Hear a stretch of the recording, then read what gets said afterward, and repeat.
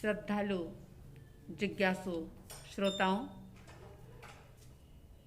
परमात्मा प्रभु महावीर स्वामी जी की परम पावन स्तुति अपने अशुभ कर्मों की निर्जरा के लिए पुच्छी सुणम के माध्यम से, वीरथ्वी के माध्यम से हम कर रहे हैं। इस वीरथ्वी की 23वीं गाथा का दूसरा चरण चल रहा है। दूसरा चरण जिसमें आर्य सुधर्मा स्वामी जी ने बताया, सच्चे सुआ अणवज्जम वयंती, सभी प्रकार के सत्य में निर्दोष पाप रहित, दोषों से रहित सत्य सर्वश्रेष्ठ माना जाता है। और उसी दोष रहित सत्य को पाने के लिए, जीने के लिए, समझने के लिए हम इस बात की चर्चा कर रहे हैं कि आखिर ऐसे कौन कौन से दोष हैं, कौन कौन से पाप हैं जो हमारे सत्य को दूषित करते हैं। तो उन दोषों के अंतर्गत आपने सुना प्राणातिपात, मृषावाद, अदत्तादान, 3 प्रकार के दोषों की चर्चा आपने सुनी। आइए आज हम चौथे प्रकार का दोष, चौथे प्रकार का पाप जो हमारे सत्य को दूषित करता है उसकी बात करते हैं। चौथा पाप ज्ञानियों ने बताया मैथुन, जिसे अब्रह्म भी कहा जाता है। क्या है मैथुन? तो संक्षिप्त में इतना हम कह सकते हैं कि मेल और फीमेल, स्त्री और पुरुष का एक दूसरे के प्रति आकर्षण होना, और ये पाप जो 5 इंद्रियों और मन के द्वारा किया जाता है, इस पाप से हमारी बुद्धि, हमारी वाणी, हमारा व्यवहार, सारा कुछ दूषित हो जाता है। जैसे जैसे ये पाप बढ़ता है, यानी कि इंद्रियों के भोगों की कामना, लालसा, वासना जब बढ़ती है तो स्वाभाविक है कि जब इंद्रियों की वासना बढ़ेगी तो आत्मिक गुण जो है वो कम होंगे, कमजोर होंगे।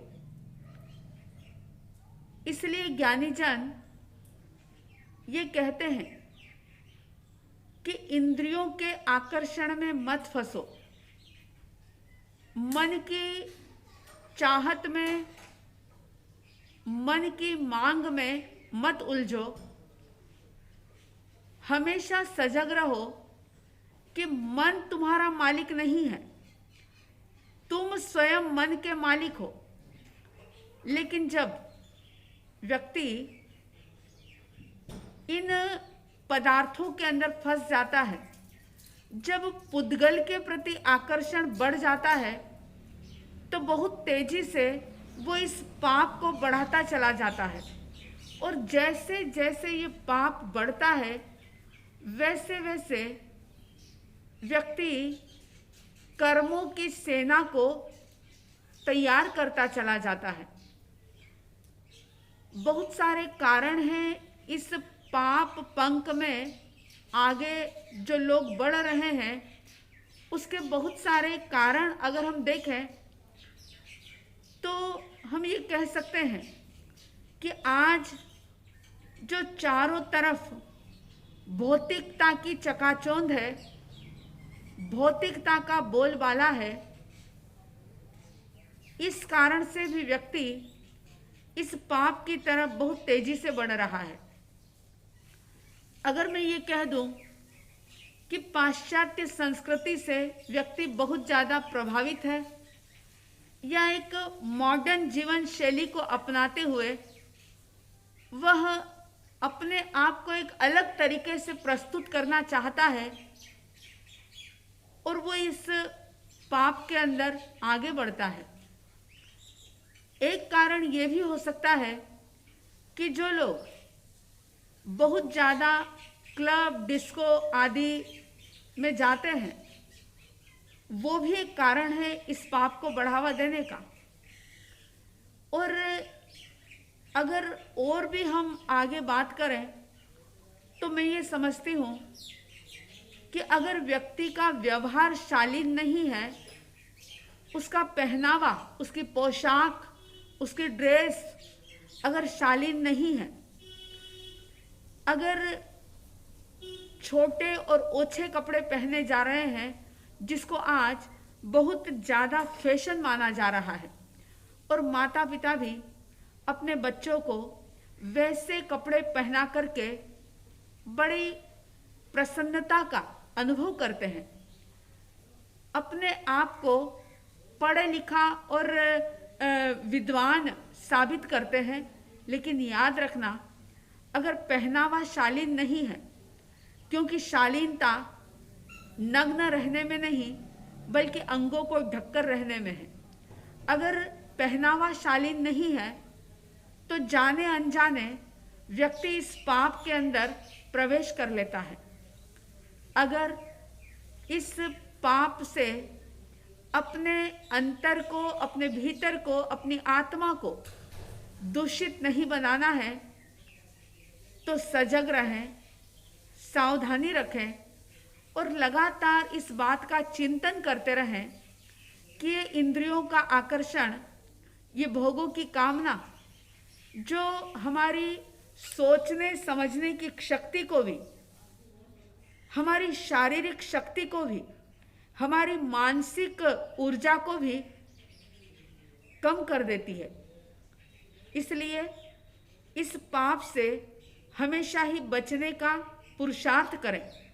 और इससे बचने का एक ही रास्ता है कि जड़ चेतन का भेद हो, कि आकर्षण जो मन के अंदर पैदा हो रहा है वो किसके लिए हो रहा है, और जिसके लिए हो रहा है वो पुद्गल, चाहे वो देह हो, चाहे वो इंद्रिय हो, चाहे वो पदार्थ हो, वो क्षणिक है, वो बिल्कुल क्षणजीवी है, क्षण क्षण परिवर्तित हो रहा है।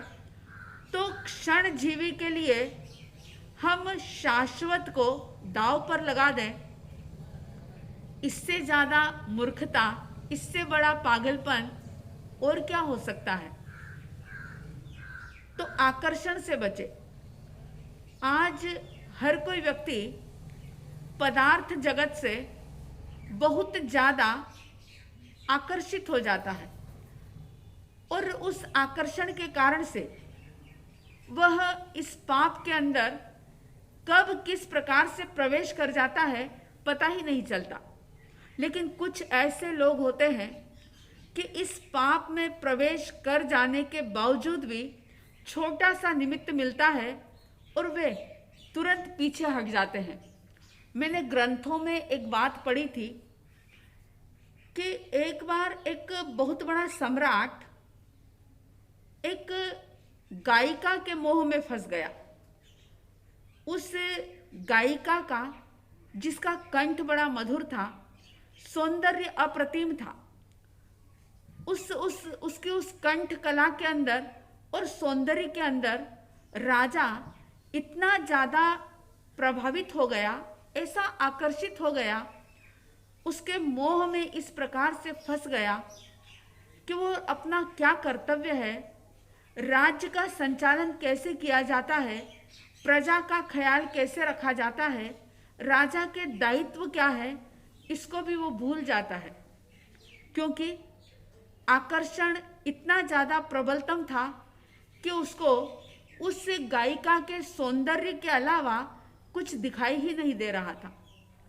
उस जमाने के बहुत बड़े विद्वान आचार्य बप्प भट्ट सूरी जी महाराज, उन्होंने देखा कि अगर राजा ही गलत रास्ते पर चलेगा, अगर राजा ही इस प्रकार के आकर्षण में आबद्ध हो जाएगा, तो भला वो प्रजा का पालन करेगा कैसे, सदाचार के रास्ते पर प्रजा को चलाएगा कैसे। उन्होंने विचार किया और बहुत गंभीर थे आचार्य बप्प भट्ट सूरी जी महाराज। बहुत विद्वान थे, बहुत ग्रंथों का, शास्त्रों का, आगमों का ज्ञान था उनके पास। उन्होंने एक उपाय खोजा और उपाय ये किया कि एक बार वे राजमहल में जाते हैं और वहाँ जाकर के, क्योंकि आचार्य थे, बहुत माने हुए आचार्य थे, हर जगह उनका सम्मान होता था, वे वहाँ जाते हैं और उस राजभवन की दीवार पर उन्होंने कुछ पंक्तियाँ लिख दी। उन्होंने पंक्तियाँ इस प्रकार से लिखी कि पानी, हे जल, तेरा स्वभाव शीतल है, तू स्वभाव से ही शीतलता के गुण वाला है और तू सबकी प्यास बुझाने वाला है, तू गंदगी को दूर करने वाला है। लेकिन हे पानी, अगर तू अपने आप ही नीचे की ओर, निम्नता की ओर बहे तो भला तेरे लिए कौन क्या कर सकता है। ये बात यानी कुछ पंक्तियां उन्होंने दीवार पर लिखी और ऐसी दीवार पर लिखी जहां पर राजा की नजर पड़े। राजा ने अनायास ही उन पंक्तियों को पढ़ा और जैसे ही उन पंक्तियों को पढ़ा, राजा को बोध मिल गया। राजा विचार करते हैं कि ये बात सिर्फ जल के लिए नहीं है, ये बात तो मेरे लिए भी है कि मैं तो स्वभाव से ही निर्लेप हूँ, मैं तो स्वभाव से ही आनंद का स्वामी हूँ। मेरे भीतर में अनंत अनंत आनंद का, सुख का खजाना भरा हुआ है, झरना निरंतर बह रहा है और धिक्कार है मुझे कि मैं इंद्रियों के भोगों के अंदर इस प्रकार से आसक्त हो गया, ऐसा उसके अंदर रच पच गया कि मैं राज्य कार्य को ही भूल गया। प्रजा के प्रति मेरा क्या कर्तव्य है, मेरा क्या फर्ज है, उसी को मैंने विस्मृत कर दिया। और कहते हैं कि उस राजा को उन पंक्तियों से ऐसा बोध मिला कि वे उस आकर्षण से मुक्त हो जाते हैं, इस पाप से पीछे हट जाते हैं।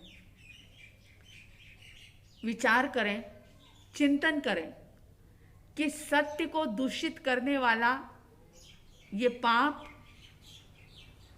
कितने अंशों तक हमारे भीतर में मौजूद है और किस प्रकार से अपने संकल्प बल से, अपने विल पावर से इस पाप को छोड़ा जा सकता है। क्योंकि इस पाप के कारण से हमारी बुद्धि मलिन हो जाती है, हमारी वाणी मलिन हो जाती है, हमारा चिंतन अशुभ हो जाता है। हम फिर चेतना की तरफ ध्यान नहीं देते, हम सिर्फ इंद्रियों के विषयों के अंदर जीते हैं और अगर ऐसा करते हैं तो ये अनमोल जीवन हार जाते हैं, खो जाता है ये जीवन और फिर बाद में व्यक्ति को पश्चाताप करना पड़ता है। कहीं ये अब्रह्म का, कहीं ये मैथुन का पाप आपके भीतर में जड़ें तो नहीं जमा रहा है। जरा देखें, शांति से विचार करें और इस पाप से मुक्त होने का पुरुषार्थ करें, प्रयास करें, तो निश्चित रूप से हम अपने सत्य को दूषित होने से बचा पाएंगे। आइए बड़ी भक्ति के साथ परमात्मा महावीर स्वामी जी का स्मरण करते हुए उनको वंदन करें। जिनका परम पावन चरित जल निधि समान अपार है, जिनके गुणों के कथन में गणधर न पावे पार है। बस वीतराग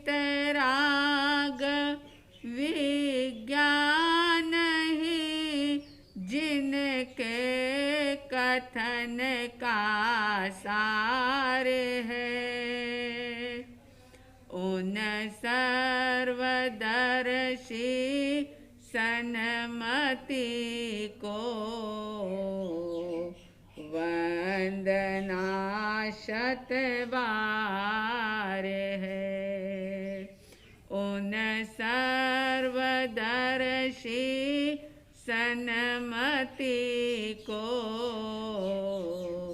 वंदना शतबार है। इन्हीं शुभ और मंगल भावनाओं के साथ जय प्रभु महावीर, जय गुरु आनंद।